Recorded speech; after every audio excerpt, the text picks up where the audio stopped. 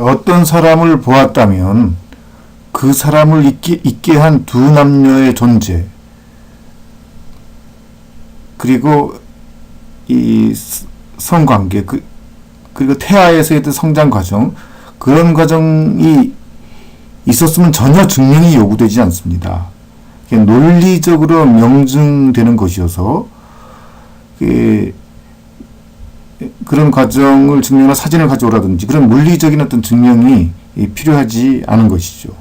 마찬가지로 어떤 자동차를 보았다면 그 자동차의 설계도의 존재, 그리고 그 자동차의 제작 과정, 그 자동차를 만든 어떤 공장이 있었다든지 하는 것은 그것을 증명하는 영상이 없어도 조금의 의심의 여지 없이 그런 것이 있었음에 대한 확신을 가질 수가 있는데, 이는 논리 법칙에 의한 것이라고 할 수 있습니다.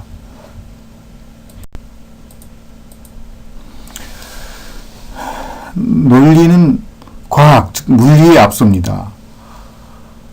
과학은 그것이 비논리적이 아니라는 전제하에서만 의미가 있는데, 어떤 이론이나 그 가설, 그 주장에 조금이라도 비논리적이 있다면 그것은 과학적으로 연구할 가치가 전혀 없는 겁니다. 무조건 비과학적이 되는 것이니까요. 그 예를 들자면 우주가 1140억 년 전에 시작되었다라는 주장이 있다고 할 때 당장 그것이 비논리적이라고 단정할 수 없죠. 그러므로 한번 연구 계속 해봐 라고 하는 겁니다. 좀 더 자세히 조사해 봤더니 그게 한 138억 년 전인 것 같은데요. 그래? 계속 연구해봐. 이렇게 그 과학적인 연구가 진행되는 것입니다. 그것이 이제 비논리적이 아니라는 전제하에서 그렇게 되는 것이죠. 그런데 진화론은 예를 들자면 그 어류에서 양서류로 진화됐다고 하죠. 그런데 어류는 그 아가미를 매일 사용해 생존할 수가 있죠. 매일 사용하는 것이 퇴화된다는 것은 어불성설이죠. 그리고 돌연변이에 의해서 서파의 시초에 해당되는 어떤 미미한 것이 생겼다고 해도 그것을 사용해야 될 그런 이유가 전혀 없는데, 그것이 점점 이렇게 진화해서 완전한 허파로 발전됐다는 것은 논리적으로 있을 수 없습니다. 그러므로 그런지 안 그런지 이 조사해보고자 하는 연구는 전혀 무가치한 거죠. 과학적인 연구 대상이 될 수가 없습니다. 물론 퇴화 중인 아가미와 발전하고 있는 그런 허파를 가지고 있는 존재는 있을 수가 없으며 전혀 발견되지 않는 것은 당연하죠. 그러므로 진화론은 비논리적이고 당연히 비과학적입니다. 그게 과학과 관련시켜서 운운하는 것은 썩임수 거짓말에 불과한 것입니다.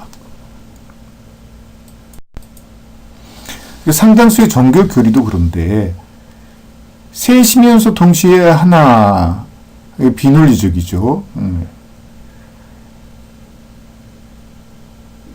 그 삼일체 교리가 그런 어떤 사상이 내포되어 있습니다. 그러므로 삼일체를 섬긴다는 모든 기독교 종파는 거짓에 기초한 것이죠. 물론 이제 그런 표현이나 사상이 성서에 있을 수가 없습니다.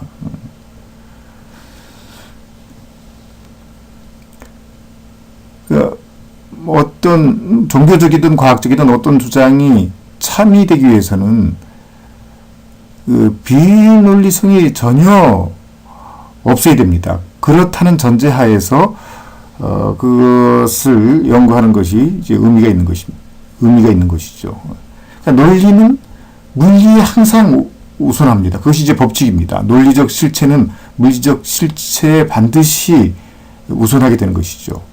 이것을 논리 법칙이라고 하는데, 인간이 알아야 될 기본적인 법칙 중에 하나입니다. 이 법칙을 알아야 거짓에 속아서 그 실패하는 삶,